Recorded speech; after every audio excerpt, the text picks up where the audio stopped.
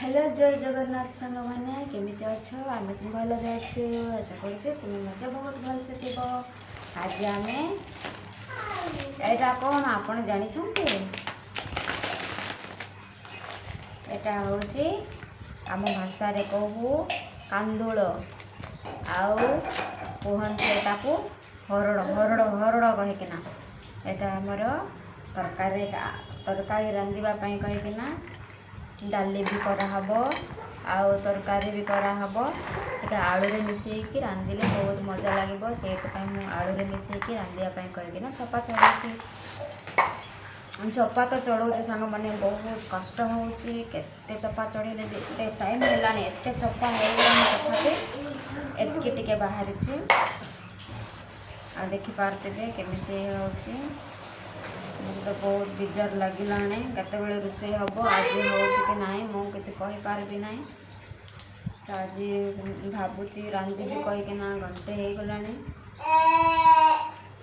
तथापि रंधा हो कि ना कि से भाई ड्यूटी केत अच्छी के जाने आसवे आगे आसूचे बोली कहीदेवे कौन जो कहि तरकारी भी किसी रांधिनी हे प्रभु ठाकुर।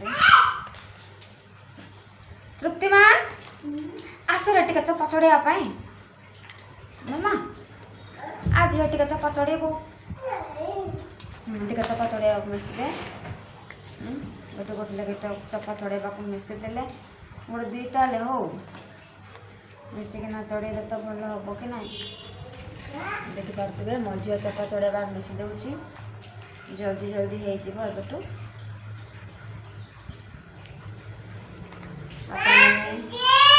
कौन कौन करके खाई ए कांदुल को कमेंट करके कहीदेवे। तुम्हें गाँ गहली लोक ये तो जानी जदि गाँ गहली हो सहरिया लोक मैंने होते तो जापर ना आम तो गाँ गहली लोक ये आम जाचु आम लगाऊ घरे एटा घर आसी गाँव रू आसी गाँव रे लगेचु आम बाड़े आपणकर बाड़ अच्छी कि ना आपण एमती लगाती कि ना कहे यहाँ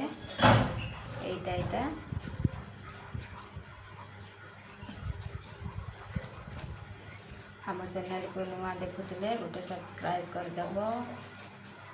हेलो सांग मैंने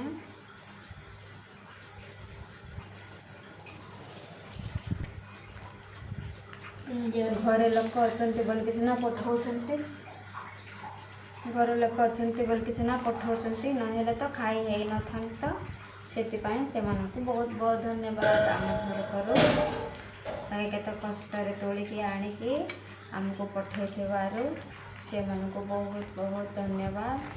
से मैंने समस्ते भलसे रुहतु खुशी रुहतु से ठाकुर मंगल हो शुभकामना हो ये आम प्रार्थना भलसे रुहतु शांति रुहतु सुस्थ रुहतु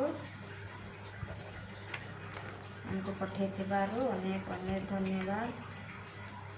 आम खाई मिसा पारि न था जो बोली कंचा कांदल आम खाई पारुचु कंचा कांदल कंचा कांदल ना कौन एटा सिझेकी भी खाई हुए जपरी तुम मैंने चना खाऊच कौन कौन खाऊच सिझेकिना से मक्का एमती केमती सिझा हुए एमती सिझेकिना खाइले बहुत भल लगे भल लगे किंतु बहुत चपा चढ़ाई बहुत कष्ट हो पड़ी जिते चपा चढ़ेले भी एत कम बाहर घरे तो किसी असुविधा लगुना कहीं मो शाशु माँ अच्छा घरे से सबकि कर दिखती किंतु तो मो पिला मैंने अच्छा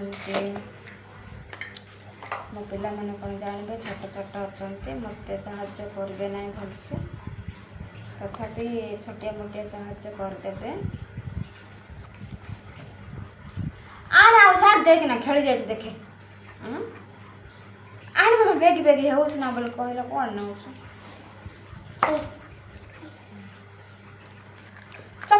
ମିଶେ ବୋଲିକିନା କହିଲି ନା ଖେଳିବା ପାଇଁ କହିଲି।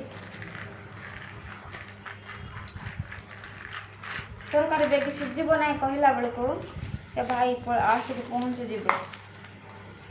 ଆଉ ଟିକେ ପରେ ତ ଫୋନ୍ କରିଦେବେ ରୋଷେଇ ହେଲାଣି ବୋଲି।